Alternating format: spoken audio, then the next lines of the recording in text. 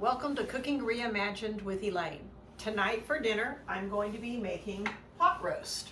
So what I'm going to do is I'm going to braise this pot roast in my Dutch oven. Braising it means just browning it on both sides. I'm going to add some things to it, and then we're going to get this put into the oven. So let's get started. Here's my Dutch oven. I have about 2 tablespoons of vegetable oil already in. I've had it heating, so it's pretty warm. I have it on about medium high. So now I'm going to grab a fork here. I'm going to get this in. And you want to hear that sizzle. Like that. Very good. So now I need to season this up, so I'm going to put on this side some salt, some pepper,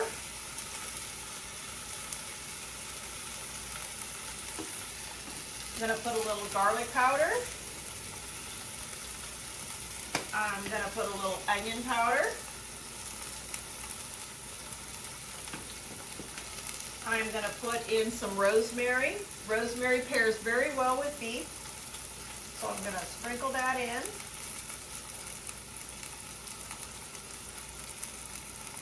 All right, so I'm going to let this cook a little bit. You want to get it a little bit brown. It doesn't have to be a lot. You want to get a little bit brown on each side. So I'm going to take this. I'll get this out of our way here. So let this brown up a little bit. We'll flip it over. We're going to do the same seasonings on the other side.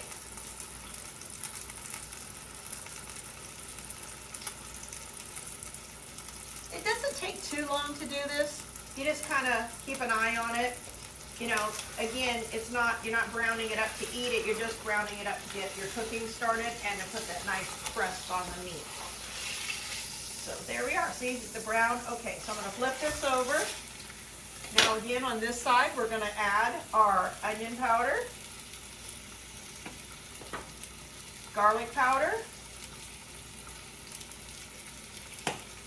some salt, some pepper. Oh, it's smelling good already. Some rosemary.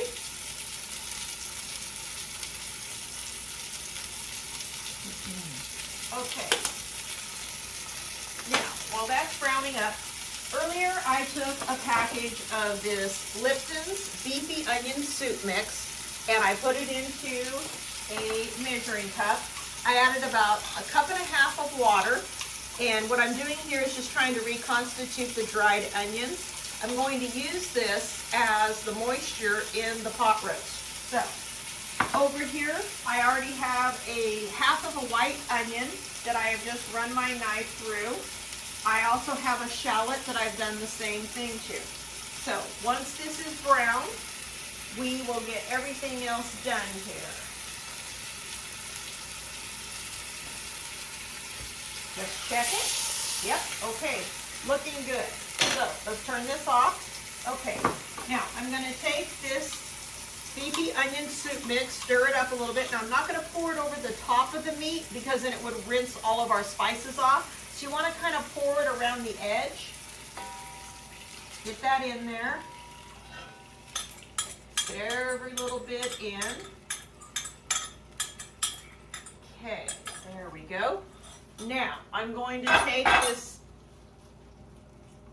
sliced up onion, and I'm just going to take and place some across the top of the pot roast, just so as it's cooking that these flavors will go through your meat.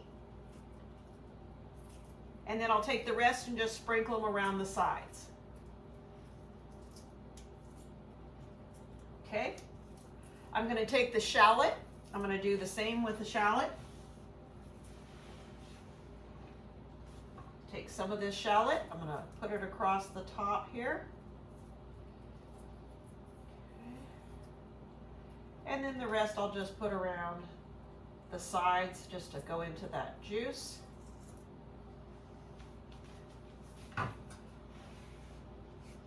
Okay, now I'm going to take a bay leaf. I'm going to stick it in here because bay leaf also pairs very well. A bay leaf, put it in. Now, I have my oven preheating at 300 degrees. I want to cook this meat low and slow. I want it to get nice and moist, you know, and absorb all of the flavors. So I'm going to take and put the lid on this. Open up the oven here. Put this in the oven.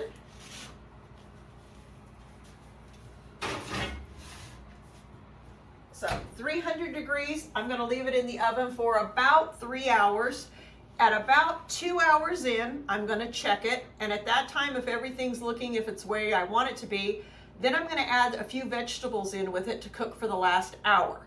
So let's let this cook, and we'll be back to show you our next steps in just a bit. So the pot roast has been in the oven at 300 degrees for a little over 2 hours now. So what I'm going to do is I'm going to check it and see if it's what we call fork tender. So I'm going to grab the fork here, and I'm going to take and just kind of feel the meat and see where we are. So let's go open the oven here, and let's see what we've got going on.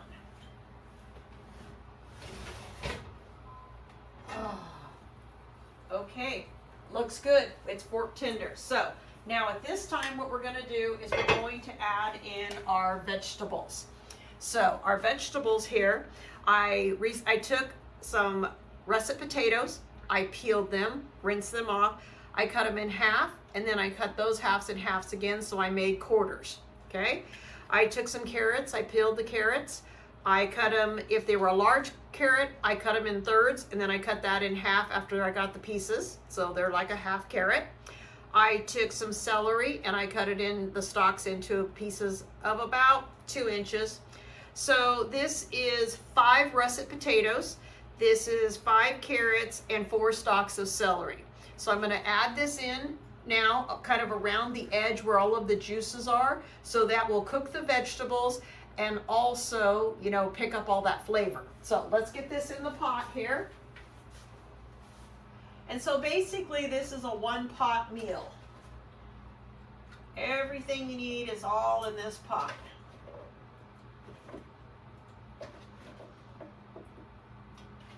Going to spread the carrots and the celery kind of across the top and around the edge along with the potatoes. It's okay to cover the meat because you're going to need the space with this much vegetables. I like to start by putting it all around the edge though first, get it all in that liquid, and then do this. Okay, so now let's grab a pot holder, put this lid back on. We're going to turn the oven up to 350 at this time. We're going to let this cook another 45 minutes to an hour until those vegetables are fork done. Now I wanted to let you know on this recipe, if you work and you can't say, oh, I can't do this in a Dutch oven and get dinner on the table when I get home from work, of course, because it has to cook for 4 hours.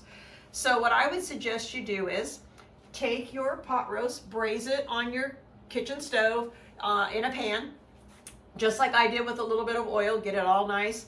Put it in your crock pot. You can cook it all day in the crock pot while you're at work. This is a pretty easy recipe to transfer to the crock pot. So take your meat, put it in the crock pot after you have browned it on both sides. Take your Lipton's onion soup mix it up, and then pour it over everything. Put your crock pot at low for about 8 hours. As soon as you come home, you want to turn that up to high. You want to get that temperature up in there so that it'll cook the vegetables. So while it's coming up to temp, you can get your vegetables peeled, chopped, or you could already have done that the day before and had them in the refrigerator. Once the crock pot gets up to high temperature, put all your vegetables in. You're going to need to cook that probably hour and 15, maybe an hour and a half max.